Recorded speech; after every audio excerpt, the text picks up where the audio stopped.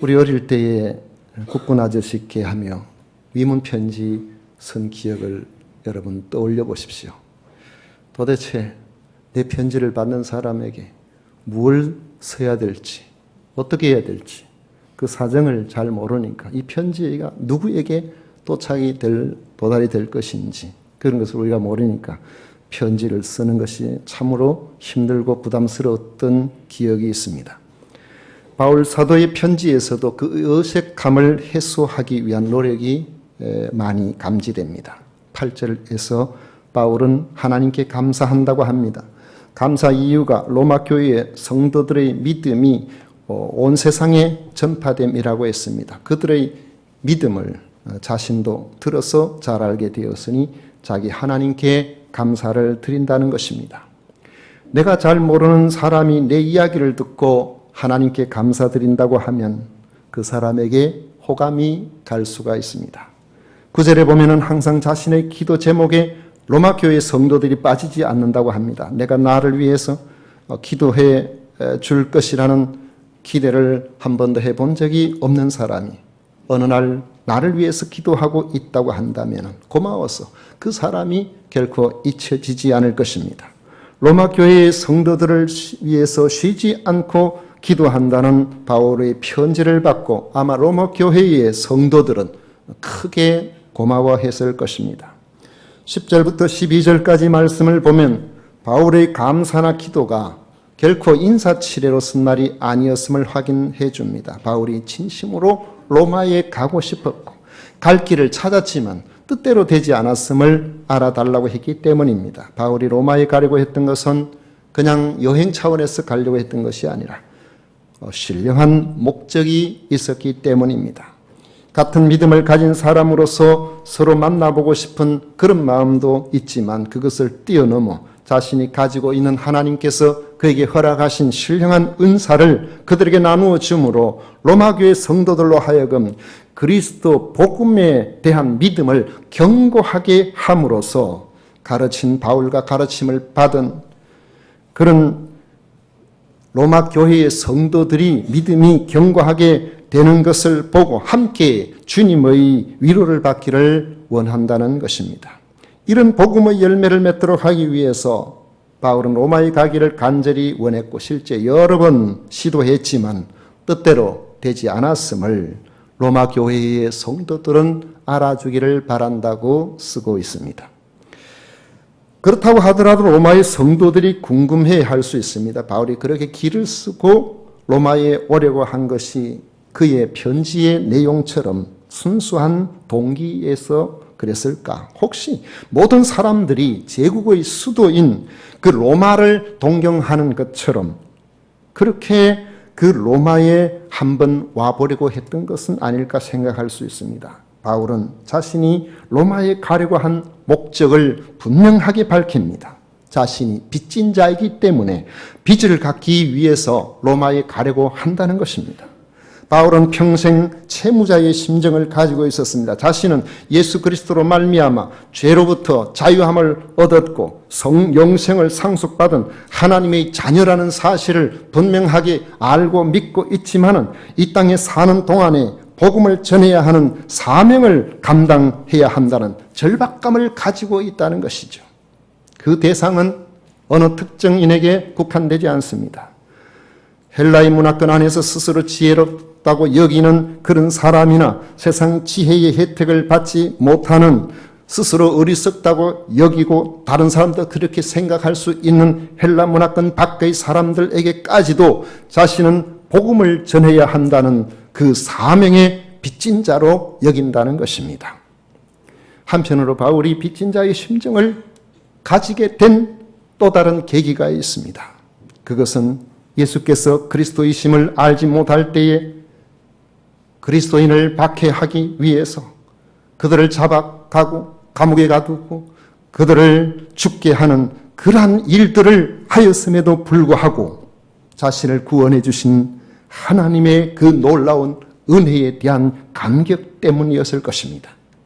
그래서 이 빚을 갚지 아니하면은 자신에게 베푸신 하나님의 그 놀라우신 은혜에 변망덕한 사람으로서 화가 있을 것이라고 고린도전서 9장 16절에 고백하고 있습니다. 그만큼 로마에 있는 성도들에게도 복음을 전하기를 간절히 원한다는 것입니다. 그런데 예수를 그리스도로 믿는 이 복음은 이미 로마의 성도들이 가지고 있습니다. 그런데 바울이 로마의 성도들을 향하여 너희에게도 복음 전하기를 원한다고 이렇게 이야기를 하면 좀 이상한 느낌이 들지 않습니까? 로마의 성도들이 듣기에 이미 우리가 복음을 받았는데 어떻게 우리에게 또 복음을 전한다고 이렇게 말할 수가 있을까? 그런 생각을 할 수도 있을 것입니다. 요즘 세를 벌리고 있는 신천지나 구원파나 여호와의 증인 같은 이런 사람들이 나름대로 자기들이 전도한다고 하면서 거의 교회 다니는 사람들에게 접근해서 성경을 가르쳐 주겠다, 무료로 가르쳐 주겠다 이렇게 이야기할 때 여러분들 기분이 어떠하십니까? 그들은 우리가 믿는 진리가 잘못되었다는 전제하에 우리의 신앙에 의심을 불러 일으키게 만들어서 이단으로 우리를 끌고 가려고 하는 그러한 자들입니다. 하지만 바울이 로마에 전하려고 하는 복음은 로마의 성도들이 가진 신앙이 잘못되었다는 관점에 이런 전제에서 시작되지 않습니다. 오히려 그들이 가지고 있는 믿음을 견고하게 하기 위해서였다는 것이죠. 당시에 로마는 헬라의 지식으로 무장된 그런 사회였습니다. 그들의 철학과 사상은 매우 다양하면서도 논리적이었습니다. 그들에게 있어서 그리스도인들이 가진 이 복음에 대한 믿음이라는 것은 아주 수준 낮은 미신적인 지식 체계에 불과하다고 그렇게 생각을 했습니다. 얼마 전에 중소벤처기업부 장관 후보자가 인사청문회를 거쳐서 장관으로 된 것이 아니라 낙마했죠. 그런데 인사청문회를 할 때에 후보자를 향하여서 그의 직무에 있어서 혹은 도덕성에 있어서 잘 감당할 수 있을까 이런 부분에 집중해서 질문한 것보다는 오히려 창조론을 믿느냐, 성경에 대한 이야기, 그 신앙에 대한 이야기를 늘 여러 번 질문을 했습니다. 그들에게 있어서 성경을 그대로 믿는다는 이러한 대답은 아주 낮은 수준의 의식을 가진 사람이 어떻게 장관직을 수행할 수 있겠느냐는 이런 전제를 깔고 나온 질문인 것입니다. 장관직에서 낙마하게 된 다른 이유들을 들지만은 처음부터 그들은 그 후보자가 기독교인이라는 점에 주목을 했습니다. 그리고 아예 떨어뜨리기로 작정하고 시작한 것을 우리는 그 과정에서 부인하기가 어렵습니다. 저도 이런 의도를 가진 질문을 대학원에서 어느 교수로부터 들은 적이 있습니다. 그는 대놓고 이야기를 했습니다. 창조과학회의 사람들은 모두가 삼류과학자라는 것입니다. 이를 확대 해석하면 성경을 믿는 사람들의 지적 수준이 삼류라는 이런 뜻으로 해석할 수 있고, 그것은 대놓고 당사자인 저에게 목사님도 창조를 믿습니까? 당신도 지식 수준이 아주 저급한 그런 사람입니다 하는 이런 의도를 가지고 저한테 질문을 한 것이죠. 이런 사람들이 힘을 발휘하게 되면 믿음에 견고하게 서 있지 못한 사람들은 이 복음을 부끄러워할 수가 있습니다. 자신이 그리스도인이라는 사실을 숨기게 되니까 전도할 수가 없어요. 능력을 상실한 그리스도인으로 살아갈 수가 있는 것입니다. 뛰어난 학식을 가진 유명한 사람들이 많은 로마에서 어느 순간 그리스도인들이 자기들이 갖고 있는 이 복음을 부끄러워하여서 전도자로서의 능력을 상실했을 가능성이 있습니다. 헬라 철학의 관점에서 볼 때 복음은 전혀 설득력이 없어 보이는 그러한 미신적인 그런 신앙으로 그렇게 보일 수 있기 때문입니다. 마치 오늘날 스스로 똑똑하다고 생각하는 사람들이 성경의 가르친 대로 하나님의 창조를 믿는 그리스도인들을 수준이 낮은 미신을 믿는 자로 여기는 것처럼 당시 그리스도인들을 미련하게 여겼을 수가 있는 겁니다. 이렇게 상대방이 나를 낮추어 보면 어느 순간에 자신도 자신을 초라하게 여길 수가 있는 것입니다. 하지만 바울은 자신있게 말합니다. 16절에서 말씀하고 있죠. 내가 복음을 부끄러워하지 아니하노니 이 복음은 모든 믿는 자에게 구원을 주시는 하나님의 능력이 됨이라. 먼저 유대인에게요, 그리고 헬라인에게로다. 유대인뿐만 아니라 그들이 철학적 지식을 최고로 생각하고 우월감에 사로잡혀 있지만 그들도 구원을 얻기 위해서는 이 복음을 믿어야 된다는 것을 이야기하고 있는 것입니다. 그러므로 바울은 복음을 부끄러워하지 않는다는 것입니다. 이는 로마 교회 성도들에게 큰 도전이 되는 그러한 선포입니다. 이 복음을 부끄러워하지 않는 이유가 있습니다. 이 복음은 모든 믿는 자에게 구원을 주시는 유일하신 하나님의 능력이 되기 때문입니다. 유대인이든 헬라인이든 구원을 얻으려면 반드시 이 복음을 믿어야 하는 것입니다. 바울은 이 점을 고린도전서 1장에서 잘 밝히고 있습니다. 고린도전서 1장 18절 이하의 말씀에 십자가의 도가 멸망하는 자들에겐 미련한 것이요 구원을 받는 우리에게는 하나님의 능력이라. 기록된 바 내가 지혜 있는 자들의 지혜를 멸하고 총명한 자들의 총명을 폐하리라 하였으니 지혜 있는 자가 어디 있느냐? 선비가 어디 있느냐? 이 세대의 변론가가 어디 있느냐? 하나님께서 이 세상의 지혜를 미련하게 하신 것이 아니냐? 하나님의 지혜에 있어서는 이 세상이 자기 지혜로 하나님을 알지 못하므로 하나님께서 전도에 미련한 것으로 믿는 자들을 구원하시기를 기뻐하셨도다. 전도에 미련한 것으로 믿는 자들을 구원하기를 기뻐하셨다는 겁니다. 유대인은 표적을 구하고 헬라인은 지혜를 구하나 우리는 십자가에 못 박힌 그리스도를 전하니 유대인에게는 거리끼는 것이요 이방인에게는 미련한 것이로되 오직 부르심을 받은 자들에게는 유대인이나 헬라인이나 그리스도는 하나님의 능력이요 하나님의 지혜인 줄 믿습니다. 복음은 모든 믿는 자에게 구원을 주시는 하나님의 능력이 되기 때문에 이것을 아는 사람들은 스스로 지혜 있다고 여기는 사람들이 아무리 우리를 미련하게 보고 아무리 우리를 초라하게 봐도 우리는 스스로 그렇게 생각하지 않는 것입니다. 왜냐하면 그렇게 보는 사람들은 땅의 것만 보는 사람들이에요. 영적인 안목이 없는 사람들입니다. 그들은 땅에 있는 것밖에 보지 못하기 때문에 신령한 것에 대한 이해의 눈이 없습니다. 그러므로 세상 지혜로 어떻게 창조주 하나님과 하나님 하시는 이 구원의 놀라운 섭리를 그들이 알 수가 있겠습니까? 그들은 모르는 것이 너무나 당연한 것입니다. 하나님을 알 수가 없다면 하나님의 의도 알 수가 없는 거예요. 하나님의 의를 모른다면 하나님께서 장차 하고자 하시는 그 심판에 이르는 죄도 알 수가 없는 것입니다. 죄를 알 수 없는 사람이 어떻게 자기 죄를 인정하겠습니까? 성도 여러분, 철학에서 죄를 이야기할까요? 죄는 인간 본질을 다루는 이런 존재론에서 전혀 취급하지 않습니다. 죄 이야기를 하지 않아요.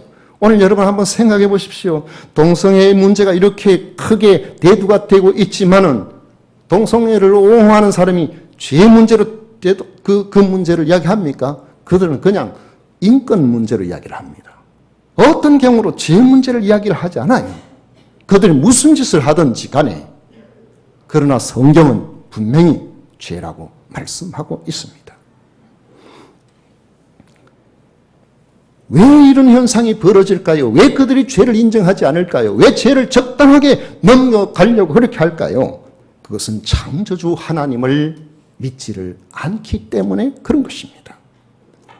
이처럼 창조주 하나님을 믿지 못하면 죄의 의미는 상대적이 되어버립니다.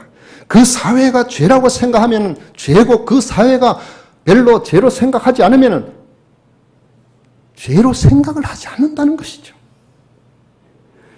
이런 사고를 가진 사람에게는 의의 문제도 똑같습니다. 의도 마찬가지로 상대적이 되어버립니다. 그렇다면 죄 문제를 해결하여 구원에 이르는 길 자체가 애초에 없어지고 절대적인 의의를 추구하여 구원에 이르는 그 길을 알 수가 없는 것입니다.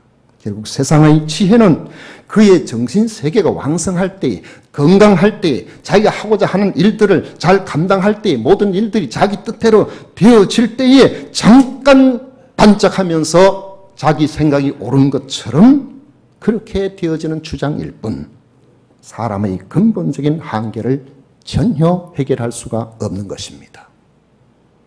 목회를 하다 보면은 그 전에 과거에 큰 소리 치고 나름대로 멋진 인생을 걸었다는 그런 사람들 가운데서 어느 날 원치 않은 질병이나 혹은 노년이 되어서 새롭게 만나보면은 과거에 그 자신만만하던 것들이 모두 다 사라져버리고 구원에 대해서 깊은 고민을 하고 있는 것을 종종 보게 됩니다. 제가 알고 있는 어느 한 분은 일제 때 고등학교를 나오시고 상당히 그 시대에 똑똑하신 분이고 학교를 설립하신 분인데 이분은 복음에 대해서 전혀 관심이 없어요. 자기 부인은 예수님을 믿고 신앙생활을 했었는데 본인은 전혀 관심이 없어서 교회 나오라, 교회 나오시라 하면 어쩔 수 없이 교회를 한번 그냥 나온다고 나와보시는데 앉아가지고 그걸 뭐라 하죠? 책상다리를 합니까? 딱 해가지고 팔을 딱 이래가지고는 젊은 목사 네가 무슨 소리 하는지 한번 들어보자. 딱 표정이 그래요. 어느 날 그분에게 병이 찾아왔습니다. 제가 병원에 신방을 갔어요. 이분이 제가 찾아갔더니만 연세가 그때가 제법 많을 때인데 제가 그때가 아마 30대 후반이나 중반이나 됐는가 모르겠습니다. 그분은 벌써 한 70이 넘으신 분인데 갑자기 침대에서 무릎을 탁 꿇고는 저를 향하여 목사님, 이놈이 죄인입니다. 이놈이 죄인입니다. 눈물을 펑펑 쏟으시면서 그렇게 복음을 받아들이셨어요.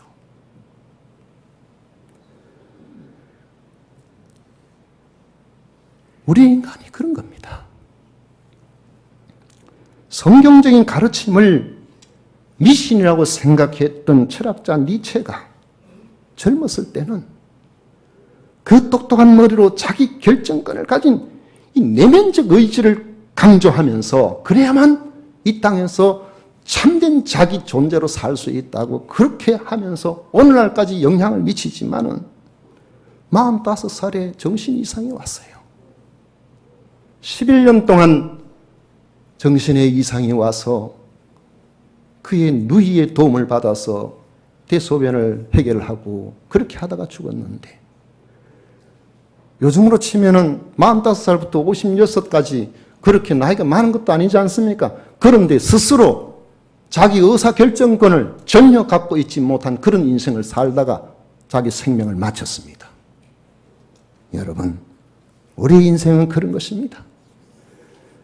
그렇다면 과연 무엇이 미련한 것입니까? 세상 지혜를 가지고 있는 그것을 가지고 그것이 모든 것인 것처럼 생각하는 사람이 미련합니까? 아니면은 우리의 영원한 문제를 다루는 이 복음입니까? 복음에는 하나님의 의를 말합니다. 의롭게 되어야만 구원을 얻을 수 있기 때문에 그렇습니다. 그러므로 복음에는 반드시 죄를 이야기하게 되어 있습니다. 인생은 하나님 보시기에 죄인이라는 것입니다.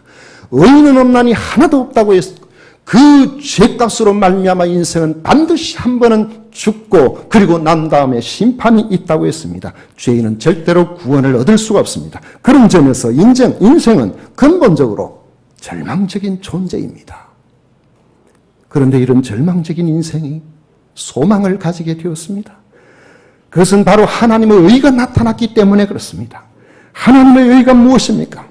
하나님이 보내신 죄 없는 하나님의 아들 예수 그리스도입니다. 하나님의 의가 되시는 예수님이 이 땅에 오셔서 우리 인생의 죄값을 십자가 위에서 다 치루어 주심으로 하나님의 의가 온 세상에 나타나게 하신 것입니다.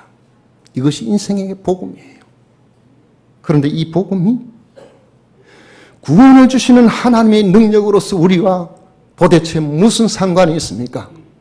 하나님이 그렇게 하신 그 놀라운 것들이 나에게 어떻게 해야 내게 영향을 미칩니까?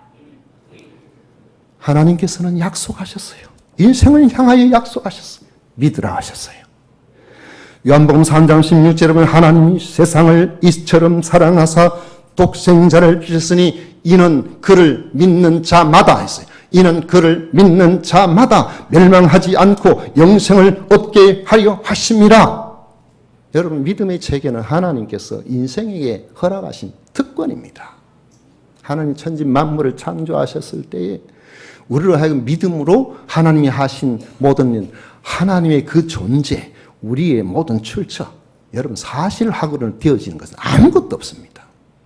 심지어 요즘은 과학으로 이렇게 유전자 검사를 한다 그러지만 우리가 부모님으로 태어나면 언제 우리가 유전자 검사하고 내 부모로 그렇게 확인했습니다. 여러분들 가운데 유전자 검사해 보신 분이 몇 분이나 계세요? 그냥 믿은 거죠. 저도 못 믿을 뻔했어요, 어릴 때. 맨날 너 다리 밑에 죽었다 그러니까 이 다리인가 그 다리인지 그래가지고 질질질질 울면서 엄마, 내 엄마 아니라는데 우리 엄마는 저 다리 밑에서 빵 굽고 있다는데 그래가지고 기름이 튀어가지고 어쩌고. 그때 엄마가 어떻게 합니까? 안아주죠. 야야, 너 놀리려고 그런 거야. 내가 네 엄마다. 그러면은 다른 말이 필요 없어요. 그렇지. 하나님께서 우리에게 허락하신 이 언약 믿으라. 그러면은 내가 너를 구원하마. 그 구원을 위해서 모든 것을 내가 다 준비해 놓으마. 그래서 우리 죄값을 대신해서 하나님께서 자기 독생자를 이 땅에 보내셔서 죄값을 치르게 해주신 겁니다. 그 예수 그리스도가 바로 하나님의 의인 겁니다. 이 하나님의 의가 나타난 것입니다. 그리고 이 하나님의 의가 우리의 것이 되기 위한 단 한 가지를 요구하십니다. 믿으라 그랬어요. 믿으라. 여러분 부부간에 어떻게 사나요? 부부간에 맨날 따라다니면서 감시합니까 여러분? 믿고 사는 거지.